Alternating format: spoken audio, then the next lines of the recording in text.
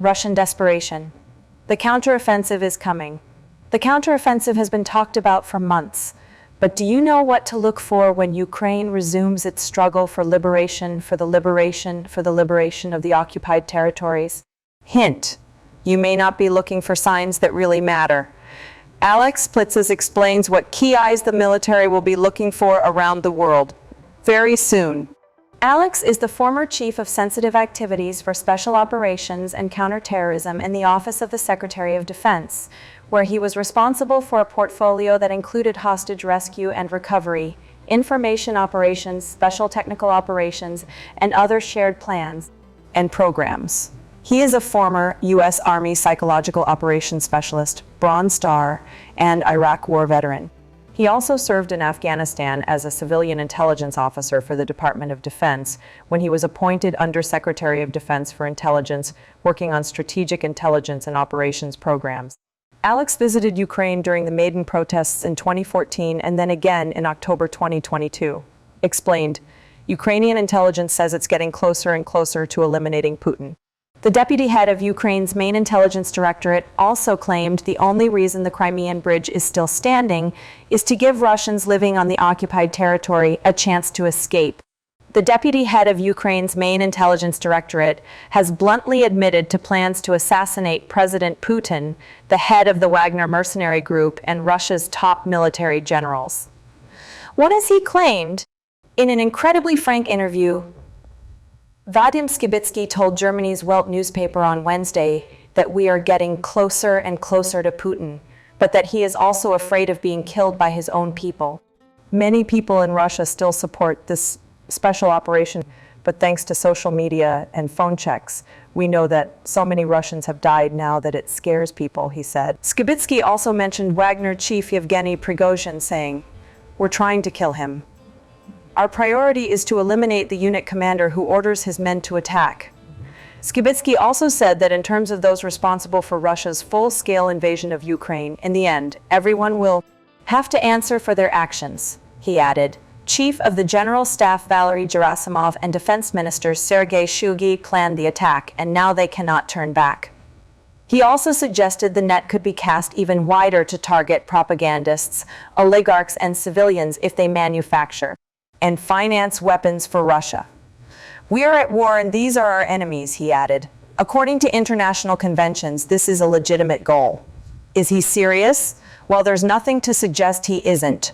Due to the very nature of intelligence work, there were no details of any operational plans nor of any previous attempts on the lives of those mentioned. Has Putin or Prigozhin responded?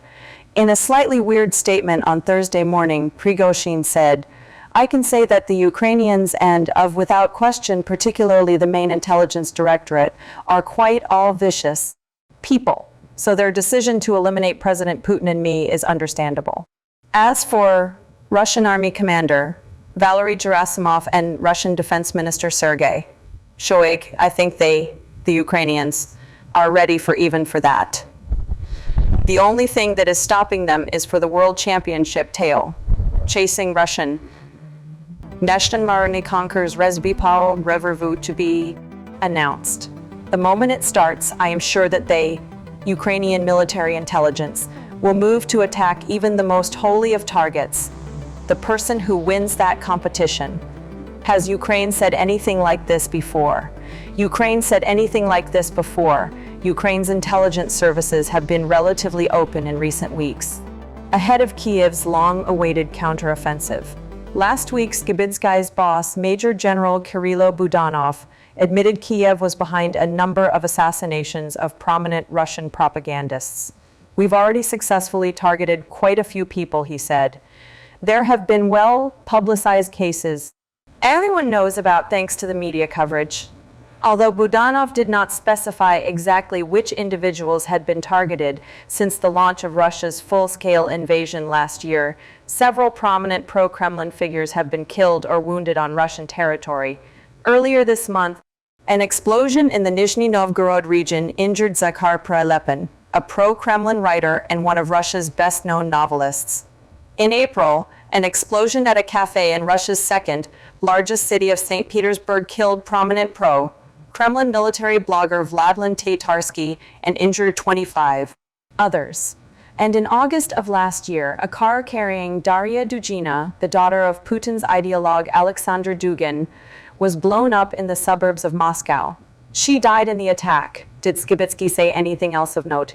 He did. Speaking of Crimea, he said that partisans on the peninsula are quite capable of striking infrastructure critical for Russia's war effort, not least the Crimean Bridge. Skibitsky claimed the only reason it was still standing was because Ukraine wanted to give Russians living there the chance to escape. Kiev repels yet another Russian drone attack. According to preliminary reports, all targets were intercepted and destroyed by the Ukrainian capital's air defenses, and no casualties have been reported. Russia attacked Kiev with kamikaze drones overnight, the 12th air attack this month on the capital. According to city authorities, all 36 drones were intercepted and destroyed during the 3-hour attack. Serhiy Popko, head of the city's military administration, said on Telegram, "This was a massive attack. All detected air targets flying toward Kyiv were destroyed by our air defenses. No strikes on Kyiv have been allowed. The attacks were carried out using Iranian-made Shahed drones," the statement added, citing preliminary information. President Zelensky on Thursday morning accused Russia of terrorizing Ukrainians. The enemy continued to terrorize Ukraine by launching 36 Shaheds. None reached their target, Zelensky said in a social media post. "I'm grateful to our air defense forces for the 100% result." Russia subjected Ukraine to a campaign of aerial bombardments on key infrastructure during winter months, but those attacks had waned recently. Air alerts were also reported in the cities of Kharkiv and Chernivtsi. Ukraine live briefing. European coalition to train Ukraine on F-16s, Pentagon says. Denmark and the Netherlands are set to head a new European coalition to provide Ukraine with F-16 pilot training and maintenance, as the Allies prepare to supply Kyiv with fighter jets, Defense Secretary Lloyd Austin announced Thursday. The United States will participate in the training program, to be conducted in Europe, along with Norway, Belgium, Portugal, Poland, and others that have F-16s in their arsenals. Speaking at a new conference following a virtual meeting of the larger 52-member international coalition aiding Ukraine, Austin and General Mark A. Milley, chairman of the Joint Chiefs of Staff, declined to put a timeline on delivery of any F-16s. Last week, the Biden administration agreed to lift restrictions preventing other countries from transferring the U.S.-made aircraft to Ukraine, although administration officials said the United States would not send any of its own.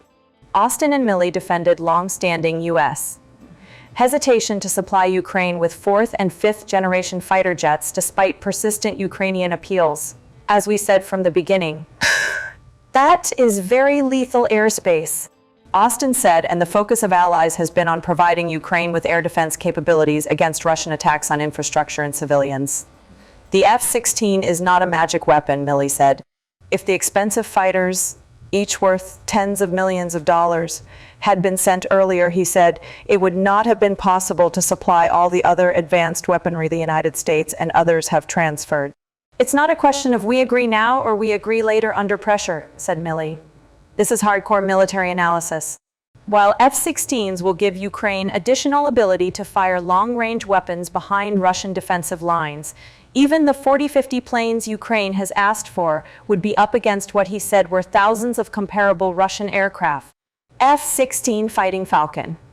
Ukraine's leaders have argued that the F-16 is far superior to their existing fleet of Soviet-era warplanes with more advanced radars, sensors, and missile capabilities. Battle for Bakhmut. Russia's Wagner Group began a planned withdrawal Thursday from the eastern Ukrainian city of Bakhmut, according to Yevgeny Prigozhin, the leader of the mercenary force. From today at 5 in the morning, May 25, until June 1, most of the units will rebeast to camps in the rear. Prigozhin said in a video Thursday, "We are handing our positions to the military." Earlier this week, he vowed to hand over responsibility for the embattled city, now under Moscow's control, to Russia's defense ministry, with which he is engaged in long-running public feud over resources and support. The Washington Post could not independently verify his claims. Regular Russian army units replaced Wagner forces in Bakhmut's outer suburbs, Ukrainian Deputy Defense Minister Hanna Maliar said in a telegram message Thursday. She added, however, that Wagner units are still in the city. Serhiy Sherivati, a spokesman for Ukraine's Eastern Command, told the Post he could confirm that some Wagner troops are rotating, but that he didn't know the scale. He noted that Russia has mounted fewer attacks there over the past 2 days. Other key developments. Russian Defense Minister Sergei Shoigu signed an agreement Thursday with his Belarusian counterpart, allowing for the storage of tactical nuclear weapons on the Russian allies' territory. The deal meets every existing international legal obligation, Shoigu said during a signing ceremony in the Belarusian capital, Minsk. He warned that further steps could be taken to protect the country's collective security.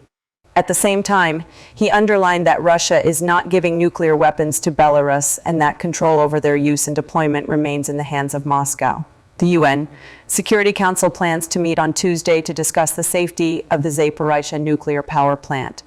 CBS reported. International Atomic Energy Agency Director General Rafael Mariano Grossi has been pushing for months for an agreement to secure the plant, which remains elusive given tense relations between Moscow and Washington, as well as Kyiv's reluctance to accept a deal that falls short of a complete Russian withdrawal from the plant and its surroundings. The Post had reported this week that Grossi planned to present a list of 5 principles to the Security Council. Ukraine's Ministry of Defense has filed lawsuits seeking nearly $280 million against state-owned arms companies that it alleges have failed to deliver on contracts signed earlier in the conflict, Ukrainian news outlet Ukrainska Pravda reports. Ukraine's defense ministry appeared to confirm an attack on a Russian reconnaissance ship, posting a video on Twitter on Thursday saying that the Black Sea Fleet ship Ivan Kurs met a Ukrainian drone. Russia's defense ministry had said a day prior that Ukraine had made an unsuccessful attempt to attack the Ivan Kurs with 3 unmanned surface vehicles, adding that the ship was not damaged. The Post was unable to verify the claims. Ukrainian President Volodymyr Zelensky surprised graduates at Johns Hopkins University on Thursday, appearing in a live stream at their commencement ceremony. He told the crowd that time is of the essence and urged them not to waste it. Every person eventually realizes that time is the most valuable resource on the planet. Not oil or uranium, not lithium or anything else, but time. Time, he said.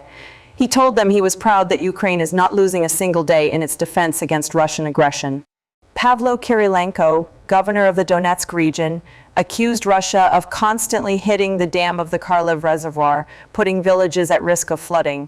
On Telegram on Thursday, Kirilenko said that officials warned residents of the villages of the danger, and that emergency services are preparing in case of an emergency. Global impact.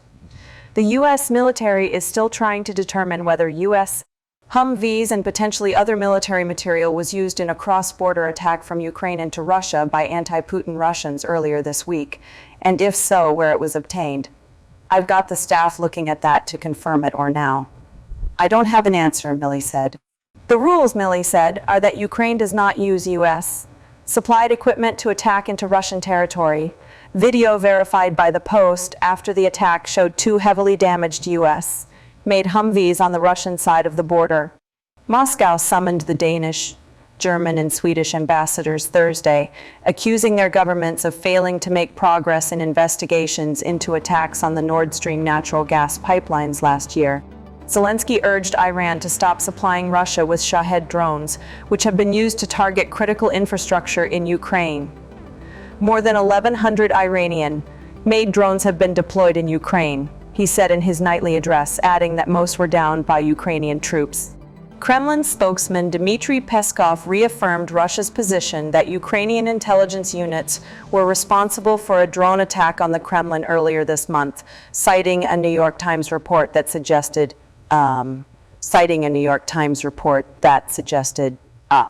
officials hold similar beliefs. We said right off the bat that the Kyiv regime was behind the drone attack. It doesn't make much difference which unit is behind it, he said. Officials told the Times that the incident still lacked clarity and that their level of confidence that the Ukrainian government directly authorized the attack was low. Ukraine has denied involvement in the attack. From our correspondents in wartime Russia, a farm-to-table evangelist finds refuge in a village. As tens of thousands of people fled Russia after the invasion of Ukraine, one entrepreneur chose to stay back. Boris Akimov, founder of one of the best farm-to-table restaurants in Moscow championing local produce, instead moved to a tiny village northeast of the capital to set up a new one. Robin Dixon writes, Akimov, like many others in Russia, sees the war as terrible but also beyond his scope of influence. He avoids the news instead. He is now reviving old culinary traditions and building up his small country restaurant,